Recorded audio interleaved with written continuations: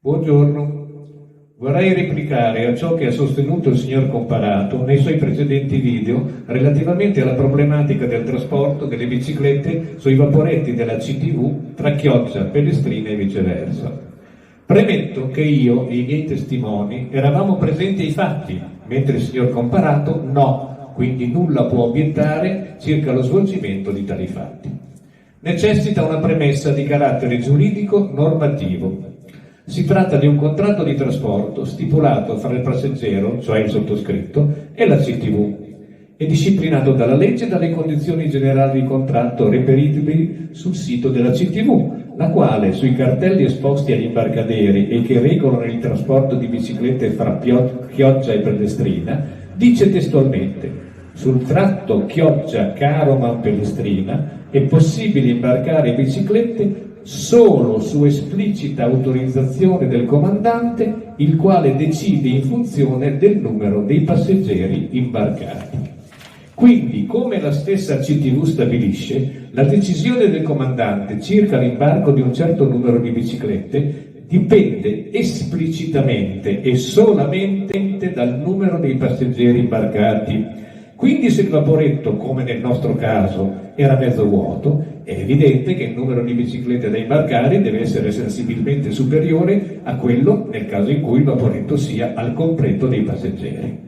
Si tratta di una decisione, da parte del comandante, da prendere con molta ponderazione e che dipende solamente, lo ripeto, dal numero dei passeggeri imbarcati. Nel nostro caso eravamo 30 biciclettari, solo questi, con altrettante biciclette e non c'erano altri passeggeri. Quindi il comandante, in adempimento di questa regola normativa, avrebbe dovuto caricare molte più biciclette, essendoci ampio spazio sul vaporetto, cosa che non ha fatto, lasciando me e gli altri miei 2 accompagnatori sull'imbarcadero. Fatto che è successo anche nella corsa successiva, poiché, pur avendo lasciato noi le nostre biciclette in prima fila per essere caricate, cosa gravissima, non siamo rimasti sull'imbarcadero, ma dopo un'ora di inutile attesa e con la prospettiva di un'ulteriore ora in piedi di attesa, dopo una faticosa giornata in bicicletta, siamo andati a prendere un caffè e in toilette. E anche in questo caso, comunque, vi era ampio spazio sul vaporetto, per cui in adempimento della suddetta regola, il comandante avrebbe potuto e dovuto caricare anche le nostre biciclette. Finalmente, nella corsa successiva, il comandante, bontà sua, ci ha caricato e invece di darmi, come avrebbe dovuto, spiegazioni sul suo comportamento, mi ha solo apostrofato in maniera maleducata e arrogante, dicendomi solo il suo numero di matricola. E concludo con un'osservazione di carattere generale. Il turismo, anche quello con la bicicletta, e in particolare questo, è la prima risorsa per la nostra nazione e andrebbe tutelato, valorizzato e rispettato. E quanto a me è successo è l'esatto contrario di questo. Grazie dell'attenzione e un cordiale saluto a tutti.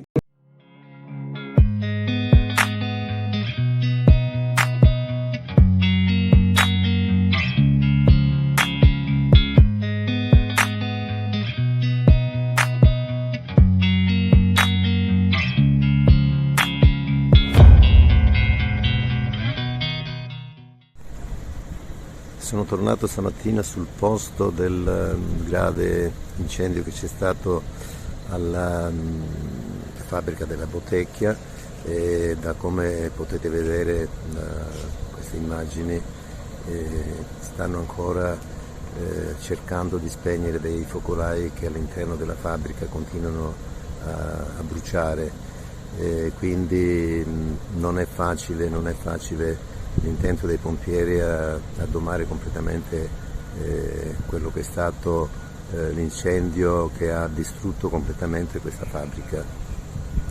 Speriamo bene perché oramai credo che la struttura della Botecchia dovrà essere demolita. E questo è il resoconto che ci manda l'amico Giuseppe Picelli dalla zona industriale di Cavarzare, come potete vedere a distanza di quasi 2 giorni dall'incendio, e continuano le opere di spegnimento, perché appunto ci sono questi focolai sotto il capannone e che per essere spente del tutto ci vogliono tonnellate d'acqua. Ricorderete che ieri abbiamo citato anche la protezione civile di Cavarzere che ha attivato una pompa che attinge l'acqua dall'Adige, 6.000 litri al minuto, e quindi è riuscita a sopperire la mancanza d'acqua che c'era nella linea. Quindi per il momento è tutto, se avremo ulteriori aggiornamenti sarà nostra cura fornirli, e ringraziamo l'amico Alpicelli di Cavarzere.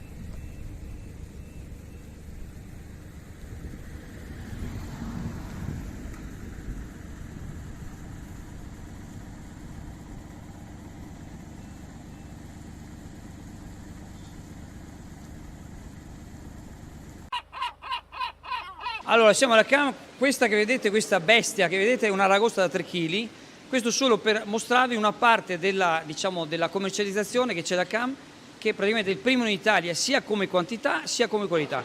Ci sono tantissime varietà di crostacei da tutte le parti del mondo, quindi quando noi vi mostriamo lo spot, quello del negozio, della vetrina, la vetrina è solo una piccola parte del fatturato qui della CAM, che è una delle aziende del pesce più grande, non solo di Chioggia ma praticamente dell'intero territorio nazionale.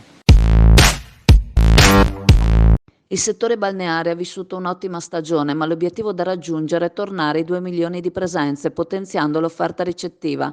Le sigle del turismo tracciano i primi bilanci e i propositi da mettere in atto per la prossima stagione. Seppur il fatturato è aumentato, al suo fianco sono aumentate anche le spese, arrivando a un guadagno al pari di quello delle annate precedenti.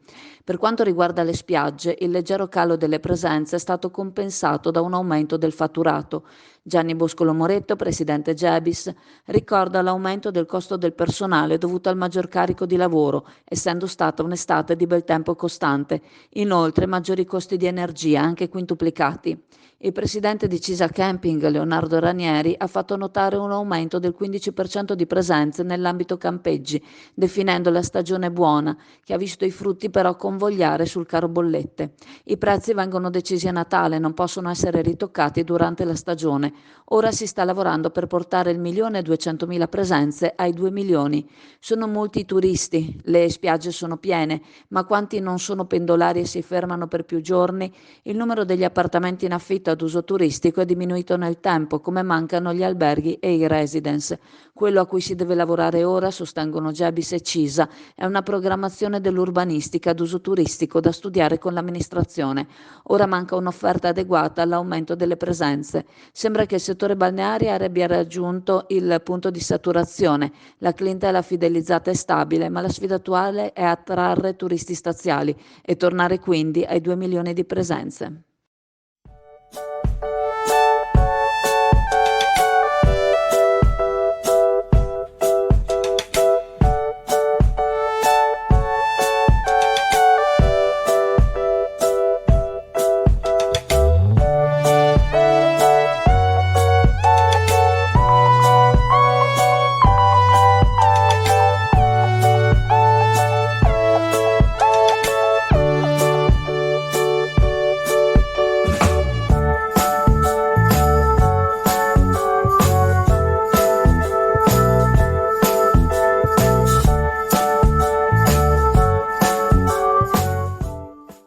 Se vuoi essere raggiunto dalle nostre news, seguici su WhatsApp, aggiungi in rubrica il numero 329 695 7138 e chiedi di restare informato, oppure su Telegram cerca Azzurra Network News.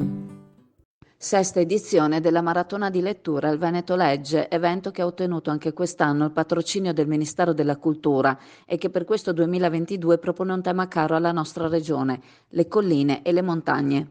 Chioggia, città che legge, ha sottolineato Elena Zennaro, assessore alla cultura del comune, non poteva che accogliere con grande entusiasmo la maratona di lettura proposta dalla regione.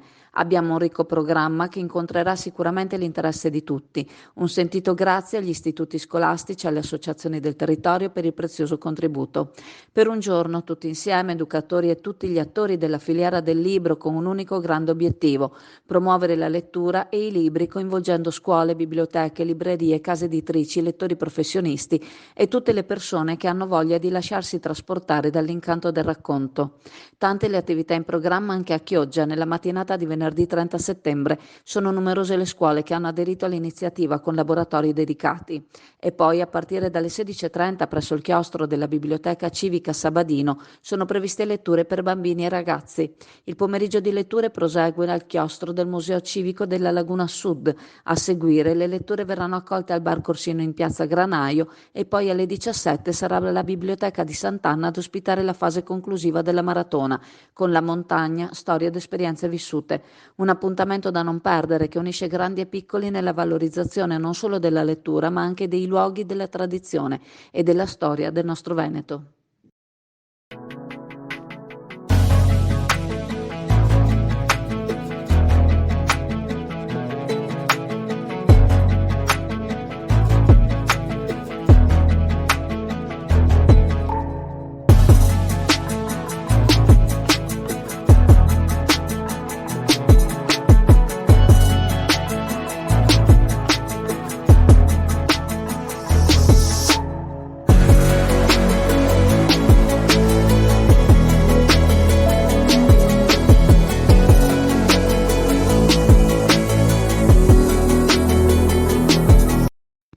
La consigliera regionale Erika Baldin rende noto che il Consiglio della Regione Veneto ha accolto 2 emendamenti che la stessa ha proposto al Piano regionale per lo sport 2022-26.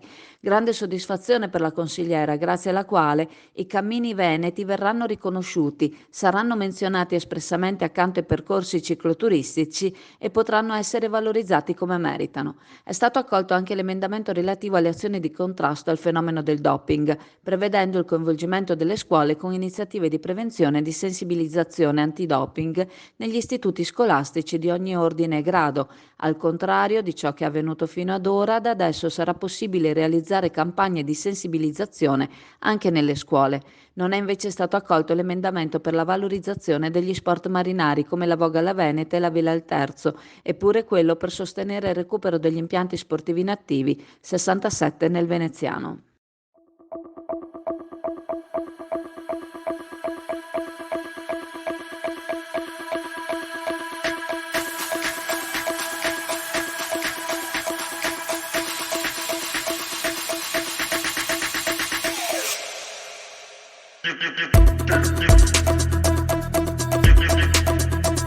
Thank you.